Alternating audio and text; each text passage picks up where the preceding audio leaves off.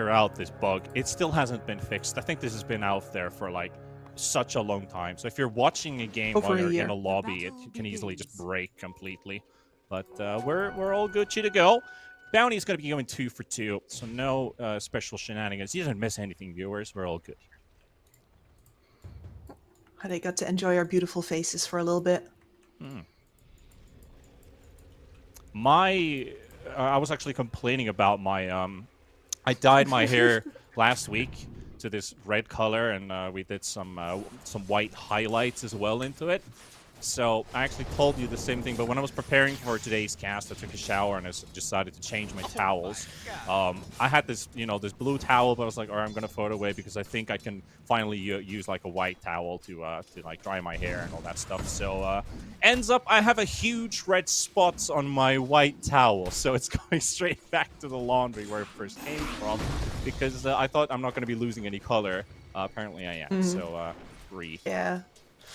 Listen, man, every woman made that mistake once as well. Yeah, Every single one.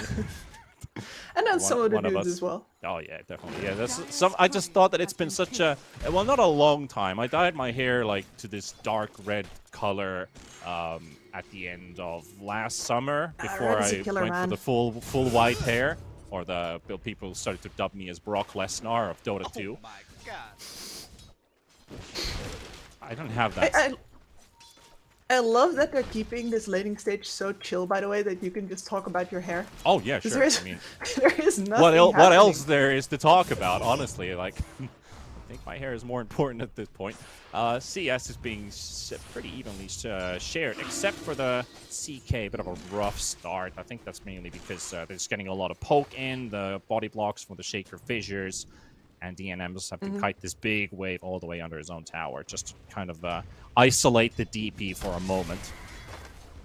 Yeah, Godzi has been spamming his entire mana pull out in Fissures just to get his DP a good start to the lane here. But not a lot of synergy for these two, unfortunately. Death Prophet thrives on these situations where she can push the enemy under tower, and then you can go either harass them under tower or pull from behind her, but really Godzi is just going to have to do the pulling aspect. He is not much of a lane bully at all.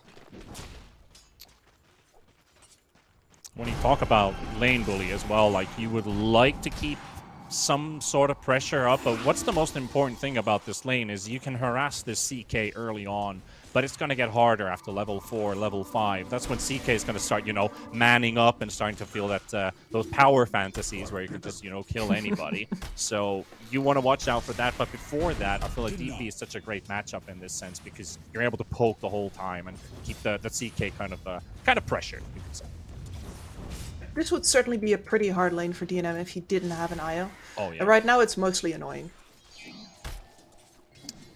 But like every strength hero, at some point you shrug out the nuisances. Lil Nick's going to be taking first blood in the bot lane off of Braxy, which is a tiny bit of a surprise because Giant wasn't even nearby. He just threw his spells in, and we actually do get to take the DP down too in the top lane. So nobody even nearby. They just left the crime scene. Yeah, so level 3 for CK, right? He's got the sampler build. It's got the 1/1/1 pull in, stun, and a crit. Yeah, that'll do it. Again, both of these skills happening on the level 3 of offlaners / safe laners is not an accident here, but we were talking about hair a little bit too much, I think. But really, Braxy's period as food has already started. Unfortunately, and this CK Hoodwink is just so hard. You can't really engage into it, so the best you can hope for is a situation like on top where the Dazzle keeps his Tiny in this lane. But since Tiny is not exactly a natural lane pusher, and the Sand King is, you're going to see this Dazzle get exposed on this bottom lane. Sentry War basically in the bot lane, put it down, instantly taken away. That does allow Lil Nick to get the most out of that Sandstorm.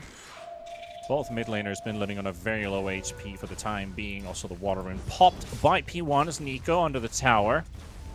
Not gonna hit level 6 early enough to get the quick zap in. Level 6 is gonna make a big difference in this matchup here because you've got Remnants versus Ball Lightnings. Both have escape mechanisms, and those can be used for dodging abilities. You can dodge Slight. You can dodge remnants and all that. This is one of those matchups where you usually try to get your supports into the mid lane to go for the kill as soon as you hit level 6. You And I usually think do, supports yeah. on both side lanes are extremely tied up at the moment. Yeah, they are. And as soon as I leave the bottom Especially lane, they Raxi. just simply take a kill. Yeah, again, Lil Nick, that was Giant again with the bushwhack into a long-range acorn shot to bring up down the Dazzle. My apologies for missing that kill. This has been a very surprising catch. Well, God's is mid now. Radiant structures are fortified. Nico tries to get 6 here. Yeah, trying to, but P1's going to be the one to hit it first, and Godsey, he wanted to leave him the kill. But at the same, he's like, all right, I'm going to have to secure this one, because if one more creep dies, Storm's going to hit level 6, and yeah, that's one creep away. 16 experience from catching that one. Yeah, you could see Nico there just hitting the creeps, trying to hit that level 6 in order Yeah. to zip himself out. Panic but... mode. Well, no, I actually think that that's a much better decision than trying to run away. But I think the problem, maybe Giant was already too near and he got some of the experience. That is a possibility. Yeah, that is. But then also, yeah, like, to get away, you need to kill the creep, so priorities definitely set straight for the Storm Spirit here, too. This is the level 6 timing, though. They're going to try to catch him there, but the Enchant Totem with the Aftershock's going to be a bit too far away. It doesn't allow P1 to get any extra hits in. Hoodwink is coming in for a bit of a wraparound. Let's see if they want to do something. Sun King is half HP. 3 points in Sandstorm. Let's put a quick avalanche, and yeah, we're in the wrong place again. It's been very hard right now, but there's so much burst damage on both of these side lanes between the The CK. Dazzle kill comes out instead. Yes, He's good. trying to kill the Sand King, but there is a sentry down. Will allow him to go for the toss and make the plays happen. Are you able to Finally. get one? Finally, yeah. Very much needed kill for him. And on the top lane, Dinam's under a bit of pressure, but I think he's going to get out just fine here. But Zero has had by far the worst laning stage out of everybody now, and especially God Zero rotating over that middle lane has given Zero Oh, Lil big Nick wants. problems. He is poor. You could see the intentions in the eyes of Lil Nick as soon as he TP'd in. Giant on his side, quickly walking towards, trying to get that Acorn Bushwhack into a Burrow Strike combo and just get that early damage out onto the Tiny. He is tanking up with his HP. He's already 1400 at level 6. Seems balanced. Yep. But unlucky Braxy. That's going to be death number 4 for this Dazzle. He just doesn't catch a break. Not at all. Nico's going to find a very free kill for himself. No ball lightning needed. Wonder if I should start placing Dazzle in the food list above CM.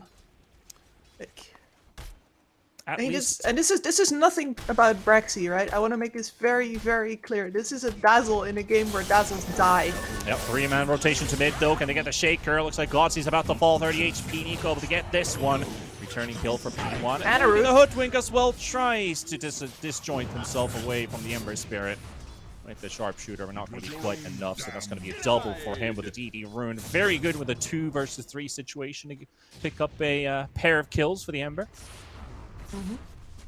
This is definitely one of the situations where an Earthshaker, nearly called Earth Spirit, wow, does excel. Like, with the insane reach of all of your abilities and your stuns, doesn't really matter how many people there are, as long as you have enough burst damage on your side. And a double damage Spirit will surely do that for you. That extra damage from the Slight's going to be quite a lot. Does he have the chains? He does Remnant. Is he going to use all of them to get Nico? No, it's going to be the root running out in time, and he doesn't want to commit his triple Remnant jump. Might have actually led into a kill if he used all of them. Decides not to go all in. Radiant are scanning. It's one of those moves that looks either really cool or really garbage. That was, yeah, that shouldn't happen. I'm just saying, this shouldn't happen. That's a 1700 HP Tiny that they just 2-manned. I mean, you say that, but there's a ton of stuns there. Look, how about this 1600 HP CK? Just let me just put it this way. There's not too much Dota to watch because I've missed like 90% of the kills. This game just has to be the hardest Observer game I've had in a while. Wow. Radiant's bottom tower. People keep falling over. Yeah, people are And just, you know, it's- like, what's up with them? They just can't stand still for a second. Like, this is, after all, NA Dota. Closing up at the 10-minute marker, and 5RATFORCESTAFF pulling off a very nice lead, almost a triple net worth lead on all their cores. Ember unable to take the haste rune away with a slate onto Nico. Dire's top tower is under attack. At the very least, Black and Yellow, even though their lanes aren't in the greatest situation here, they do get that top Radiant's tower bottom pretty much tower for free. is under attack. That Dire's exorcism top got them a tower kill as has well, so that fallen. is an excellent trade here for Zero. He very much needed it. Maybe the man can buy some boots now. He might not though. Might just go in straight for the heals. What move speed? I'm a death prophet. Yeah. Might as well. Radiant's That also bottom allows tower them to is kind under of attack. set up and also break the tether off of the Radiant structures IO. are That's fortified. sometimes heavily underestimated, but you Dire's see a lot of middle these tower is under relocate attack. plays where the IO Radiant's just kind bottom of tower slides is in to under save the attack. day. If you use your Yules, you're able to break the tether link. Oh, And little let's see Nick's what they got can do that with this blink triple dagger. fissure. Echo Slam's available and a huge combo coming out with the sharpshooter also thrown in. And nobody actually dying out of this engagement. Zero is also here. And there we see the relocate has been used, so they will be bringing back the Storm Spirit. They're back in full HP. Little Nick hiding in the back, doesn't want any extra charges out of this one, but they do get the Fountain Heal from the relocate. And Sand King is brought up pretty nicely back to at least half HP. Nice Good to see reactions those- there from Black and yeah. Yellow. Really solid, but now they don't have an Echo Slam. That was not it for now. Not the biggest threat, level 1 Echo, but it's still an ability that can do a lot of damage if you clump up, kind of looking at, you have like a Phantasm CK showing up, you have a lot of people stacked up with the tether, you always know there's going to be a +1 target linked to that. So yeah, you can definitely do some damage with it. I would love to get that level 2, and at least the Blink Dagger to really get the extra effect out of it, because that renders your CK a bit weaker because of the Blink Echo, and especially if you have your Phantasm out, you're going to have to time that perfectly so you don't take too much damage from those extra illusions. CK, by the way, who is now finishing up his armlet. So DNM is already in fighting shape for this Lil game. Nick. If you've got an IO, you don't really need more. Yeah. I was thinking he's going to maybe make a solo play into the top lane, but they're actually going to make a kill onto the Shaker in the bot lane. Lil Nick loading up the epicenter, thinking about it. Is he going to go in? Yes, he will. There we go. Go straight onto Lil Nick. Onto Zero. And there's the relocate with Nico and Albino Zebra. So with that, quick kill. That's 2 already dead. Black and Yellow still wants to fight this. They want the IO. They will get the IO. Fear not your death. Also brought the Dazzle for this, but not required for this attempt. Still a 2-for-1 for 5RAT. Yeah, they brought everybody who was left. At the very least, the Ember Spirit has his own global abilities, Radiant's but middle tower that was is still a under lot attack. of reactions while the CK is farming top and the Hoodwink was also clear mid.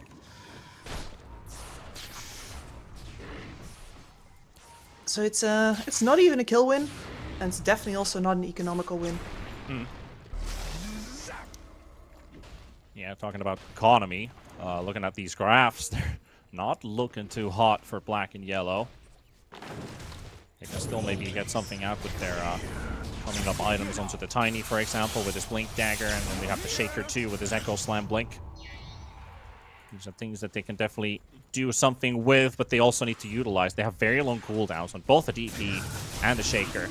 So once you've used those abilities, 5RATFORCESTAFF, they don't have any cooldowns to worry about. Like, even without the epicenter, they can make things happen. Silence comes out with the exorcism. Stun flies out, though, connecting onto Zero. And here's the jumping from Nico, trying to get some damage. But the Exorcism's going to be connecting first, and Godsee's going to be taking this one with the CK also about to fall. And this is going to be a tough one if DNM actually dies here. Relocate in 8 seconds, but they're not going to be up, and Black and Yellow get 2 huge kills basically for free here.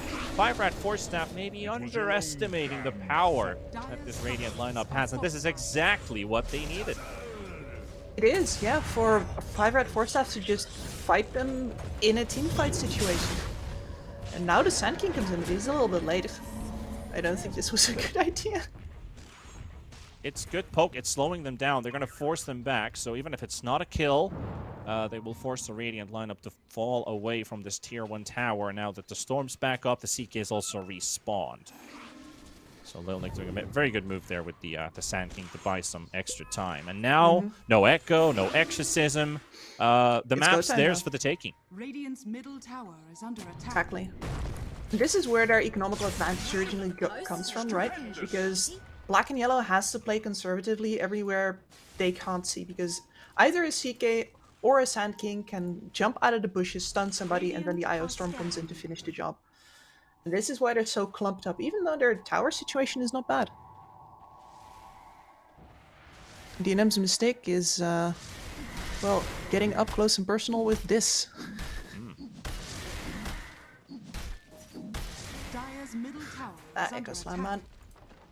Yeah, it's a very well used ultis there as well. Like they got the initiating silence onto the Storm, but surprising that Nico wanted to go back in. It's kind of like, are you going for the action rune to maybe steal it away from the Ember Spirit, make some kind of big play? Like, say, for example, you picked up an illusion rune or something, but Lil Nick wants to go in onto the Tiny. He's already down to half HP. Sharpshooter's going to be connecting. There's the relocate on a beautiful kill from 5RATFORCESTAFF. But there are TPs coming in. Braxy's going to be here, taking some tick damage off of the Sandstorm. They located the IO. He can tether away, but a nice burst strike onto 2. And here comes Eco with a follow-up damage. They got the Grave onto the Dazzle, leaving the Shaker completely defenseless. He's going to fall. So will the Dazzle. And now comes P1 to join the party, but you know, uninvited guests usually show up late, and in this case, the party is already moving and relocating to another place. As they have left 3 kills for 5RATFORCESTAFF. Just comes to show how well they're reading the situation. And hey, just walked into a lone straggling DP, so we'll take this one as well. Make it 4 for 5RATFORCESTAFF. Yeah, this is the push-pull dynamic we're going to see from now on in this game. 5RATFORCESTAFF is going to look for these pickoffs, the 1-by-1-by-1 situations where they can spread out their stuns and their damage. Oh, Tiny And went Shadow Blade. Black and Oh. Still initiation power. Guess you want to go for I the didn't- Silver Edge for the extra damage output too, for more attack speed. Most likely. I mean, first on the menu is, of course, the Shard. Get that perma tree going. Yeah, you're gonna want to have that at least. Because the thing is, there's nobody to buff up this Tiny. Like, if you kind of look at the itemization from the rest of his team, like Shaker, I provide team fight. You've got Ember Spirit, I provide damage. You have DP, I provide damage, and I want some presence as well. And Dazzle, I keep you guys alive. But they haven't itemized to actually buff up this Tiny in other way. So you're putting 4 individuals together, and then you have a Dazzle just kind of holding them alive or keeping them alive. So it's not like we're buffing up one guy. Instead, we're kind of stably bringing everything up. That means you don't have a priority target, kind of, except for the Dazzle, who's obviously something you want to take away right away. But every hero brings their uniqueness into the table thanks to having 4 strong heroes or mediocre strong heroes instead of 1 overpowered one. Radiant's bottom tower is under attack. It's very much a 3 medium cores kind of situation, but Yeah, something you like still that. have that over on the other side as well. Echo onto Slam, the IO IO. instantly. No time taken with this one. No second thoughts, no nothing. Nico's gonna be jumping away. What, are you gonna stop me from farming? My camp. 150-second cooldown with that still level 1 Echo Slam. Takes away a big stun. So let's see what the CK wants to do. He's got Phantasm up in 10 seconds. They're already pushing the bottom lane, and they've caught the DP. Echo, they've also got the epicenter ticking through, and this DP will fall, even despite Black and Yellow wanting to teleport to the rescue. They're not there in time. One by one. If only you had like a BKB to maybe survive the magical damage, might have lived and it'd be able to turn, but nope. But the BKB is coming. It is Both coming. for the Death Prophet, she's actually making good progress towards it, as well as the Ember Spirit, who has been working for it for a while. He has to go the BKB in this matchup versus the Storm Spirit, so no matter what, because that Storm Spirit might just decide at any point to buy an Orchid, and that would make the Ember Spirit toast. Storm hasn't done that, though. He's got the Kaya Sanj. Aiming to just be a big source of damage. And that extra tankiness that allows you to live through all that burst damage. Like, if you die during a DP silence, well, GG. That's all they need, really. Just raw right-click damage and a couple abilities on top of the silence. So if you got that extra tankiness, good for you. We'll let the Storm Spirit to have a bit more free reign. And especially once you have that BKB, Nico's going to enjoy this game so much more on the Storm. Actually, no, Nick. Also, good progression towards a BKB here as well. All 6 cores are buying BKB right now. Tiny, the furthest away. Yeah, plenty of big items. And BKB is still heavily valued as an item overall. As it should be. I don't remember there was ever a phase in Dota where BKB would be a no-go, except for some specific rank pubs where your core just refuses to buy it. Like, well, we're not talking about those. You will identify yourselves if you're there in chat. Just buy BKB, it's just too good. DP is going to be caught here, Epicenter being loaded up, Dazzle going to be found in the trees, and yeah, it's going to be bringing the hurt even. Now you see the effect. There's the Echo Slam, but is it going to be enough though? We're going to be taking the Sand King down, Vortex onto the Tiny, chasing Zero down with the stun coming from DNM, and these huge crits also give him a lot of HP back. And Karyo just wants to get something done, but he can't get anybody here, and that will be an ultra kill for the CK. They just don't have the manpower. They just don't have the firepower to fight back. And 5RATFORCESTAFF to get the initiation out first. Don't see all the abilities being used here, but it does cause a huge dent in damage still. They do about 3k more. Yeah, that was rough. If you can actually get the Death Prophet and the Tiny to hit roughly the same targets, it's fine, but they can't really afford to stay close to each other. That Death Prophet needs to run away. And that leaves Black and Yellow with 3 damage sources, one of which comes in slightly late, and nobody to focus down. Radiant's middle tower is under attack. Second BKB for 5RATFORCESTAFF now. Ember has his, but he was barely involved in the previous fight. Again, feels like Ember's not really around there, just bouncing and jumping back and forth. He only now just has his BKB. I don't think he actually had it there in the last fight.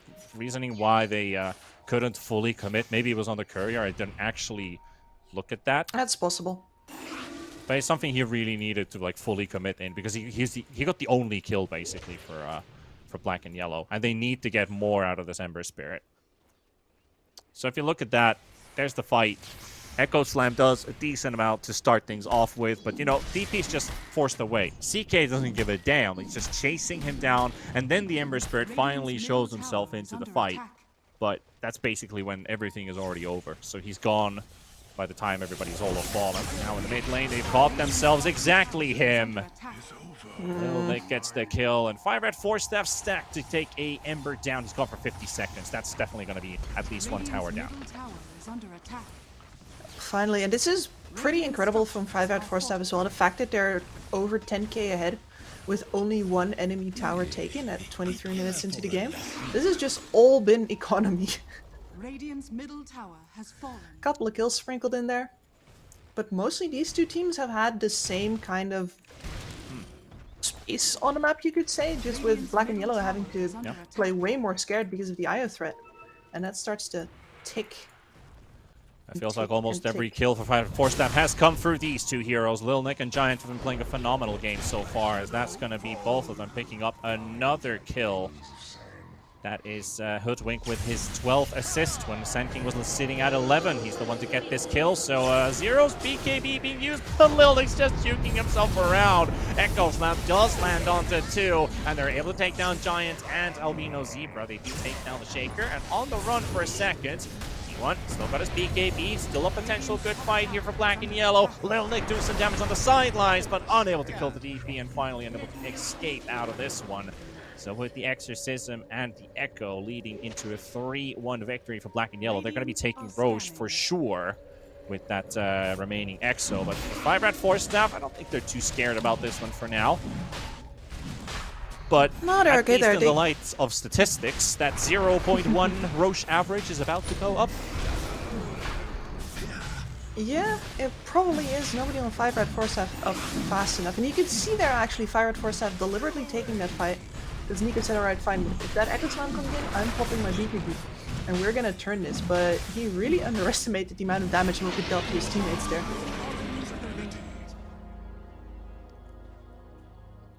Like you can see the Sand King got a great start for the fight, basically. You forced the BKB, you're juking in the trees, but still the rest of the team kind of wanted to commit into it, to find the Death Prophet, and you're landing this beautiful Echo Slam to just disrupt everything. And now that level 2 already hurts a whole lot more. There's going to be so much more damage coming into those fights.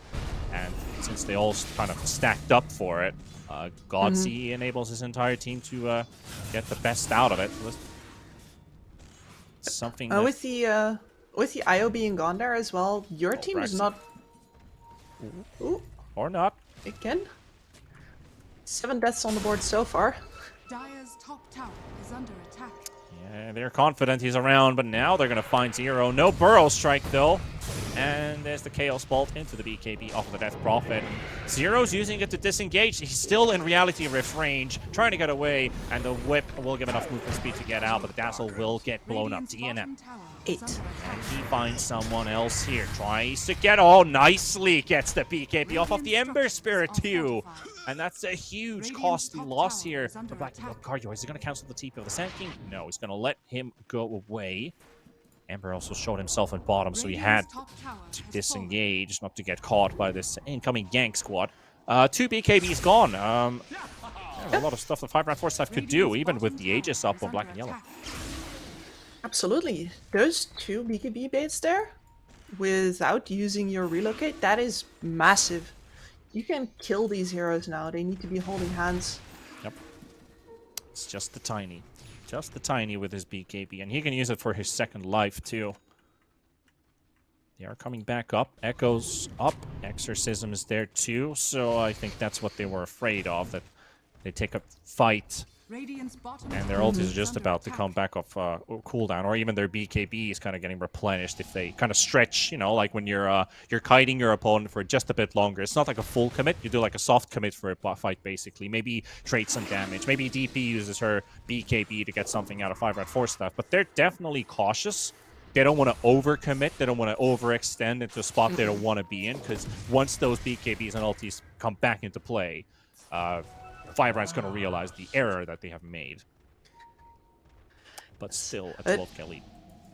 Yeah, look at what Nico just bought. I really enjoyed this item pickup, actually. Because we've seen Black and Yellow so far for these fights really group, right? They know they have the team fight advantage, so they're stacking on top of each other. They could get caught off guard in a major way by that electric vortex. Look at these 2 fellas. Lil and Giant just, you know, kissing in the tree. Just chilling. 5 feet apart. See if they can come to the rescue, because there's a lot of Black and Yellow smoke heroes. DNM's going to show himself, and he's going to be a target. 4k HP, though. What can you Casual. do? You could block him with the Fissure. But they're getting slowly. There's a gank squad coming from the south side. So Black and Yellow's got to be careful. Lil Nick and Giant looking for the angle. They're all stacked up. And he's going to get a 2-man burrow. There's Nico with a 3-man vortex coming in with the glaive. It's going to be all of them losing. The Aegis is down. Godsey's low on HP. There's the Echo into BKB targets. Absolutely nothing. And 5RATFORCESTAFF just going to be cleaning the table with them, unless Scarjo's going to get some extra damage in with that tree, but he's going to BKB, teleport away. He's going to get out, but the rest of his team is down inside a mass grave. 5RATFORCESTAFF, they just got them where they wanted, under the vision, stacked up completely, and that's basically the start of the end of the beginning. You could say whatever you want to put it in this case. 5RATFORCESTAFF 4-0. And the Aegis. That was beautiful. Yeah, they were angling for that fight for as long as that stand-up was happening. It's just Lil Nick looking for the opportunity. He gets it. Absolutely no hesitation from Nico there. Lil Nick and Giant again. This time we didn't get a massive bushwhack. It was already connected into the vortex. That's a bit of extra stun duration, but the tree being cut as soon as the storm's going to be there. You've already lost 2 heroes. Aegis popped, so you're not even getting any responsive damage back in until now. At the very end of the fight, and still your Ember is going to be dying. He doesn't even get the chance to Remnant away. And that's such a huge thing, right? Like in a team fight, if your Aegis goes down when the biggest damage is just about to kick in, you have a 5-second penalty of missing your major damage dealer. So that's basically just that's like an eternity 5 out of 4 staff can use for their advantage, because there's no Tiny going to be hitting us for a bit. So let's just, you know, do what we can, burst everything, and we don't have to worry about the incoming damage because it's going to be all alone. Yep, it's one of those moments where afterwards you can say, oh, Optimistic. At least Olnik's still tanking some right clicks, but Karju also recognizes there's not much that he can do. yeah, there's a relocate on the And back he's going to lines. go 1v1ing on the Dazzle here at the same time. And here comes the jump in from the back. Nico's here with a relocate squad. BKB used on 0 as well. And they're losing the Tiny. Trying to TP away. The Gravy's going to get stunned. He's cancelled. Not going to go anywhere. P1 gets the chance to jump away this time. But Tiny gone for 75 seconds. 0 able to teleport away. And 5RATFORCESTAFF yet again another success. They can just keep on trucking. Even their IO gets out there just in the nick of time.